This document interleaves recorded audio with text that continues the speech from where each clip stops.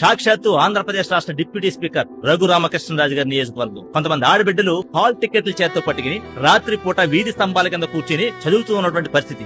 ఏంటయ్యా అంటే, మా ఇళ్లలో కరెంటు కట్ చేశారు అని అడిగితే, మీ ఇల్లు పోరంబొక్ స్థలాల్లో ఉన్నాయి కాబట్టి మేము కరెంటు కట్ చేస్తామని చెప్పారు. వీధి దీపాల కింద కూర్చుని ఆడబిడ్డలు చదువుతూ ఉన్న ఫోటోలు వీడియోలు రిలీజ్ చేస్తే నా మనసుకు చాలా బాధ అనిపించింది. ఎందుకంటే ఎప్పుడో 70 సంవత్సరాల స్వతంత్ర భారతదేశంలో డాక్టర్ బాబాసాహెబ్ అంబేద్కర్ ఈ భారతదేశ రాజ్యాంగ నిర్మాత, ఆయన చదువుకున్నప్పుడు వీధి దీపాల కింద కూర్చొని చదువుకున్నాడయ్యా అని మేము చరిత్ర చదువుకున్నాం. అలా ఆ దృష్టికి రాష్ట్రాన్ని తీసుకొచ్చేసింది కూటమి ప్రభుత్వం. ఈ రాష్ట్రానికి విద్యాశాఖ మంత్రిగా ఉన్నటువంటి నారా లోకేష్ గారు, డిప్యూటీ సీఎం గా ఉన్నటువంటి పవన్ కళ్యాణ్ గారు, ఈ దేశానికి నేనే రాజకీయ గురువుని అని చెప్పుకున్నటువంటి దశనేది చంద్రబాబు నాయుడు గారు అసెంబ్లీ ప్రాంగణంలో అదే డిప్యూటీ స్పీకర్ గా ఉన్నటువంటి రఘు రామకృష్ణరాజు గారు వేషాలు వేసుకుని నాటకాలు వేస్తా ఉంటే వాటికి పగలబడి నవ్వుతా ఉన్నారు. సిగ్గు అనిపిస్తుంది సార్. ఎక్కడికి పోతున్న ఆంధ్ర రాష్ట్రం, ఈ భారతదేశం కూడా సిగ్గుపడే స్థితికి వెళ్ళిపోయిందని చెప్పి చాలా బాధ అనిపిస్తా ఉంది.